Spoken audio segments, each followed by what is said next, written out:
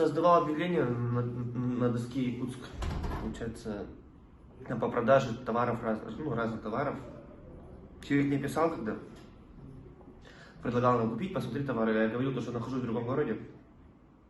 Я как бы могу там любой службы, курьерской службы, там с Деком, Яндекс, без разницы.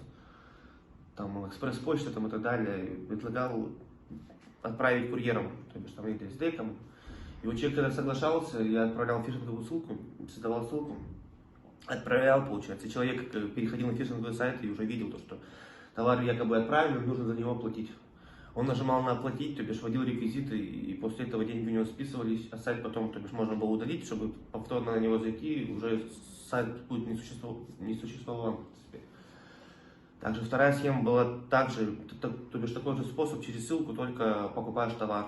Также создавал ссылку, писал человеку так и так, якобы я из другого региона, не региона, в основном, там, из другого поселка, села. Товары в основном были телефоны, без разницы. Там. Изначально начал заниматься там в видосе из 5-1 велся. По Якутску, когда вот я промышлял, у меня, получается, наверное, из 5 вот 3 повелось, из 5 человека. Там тоже же от рассказа зависит, то бишь, если, надо войти сначала в доверие, в принципе, а уже после этого там уже ссылки скидывать, то бишь, сразу человеку тоже ссылку не скинешь, потому что он сразу испугается, в принципе, типа, что за ссылка. Как бы вот сначала входил в доверие, то есть он общался с человеком, там, может, час-полтора, а был как-то этот уже.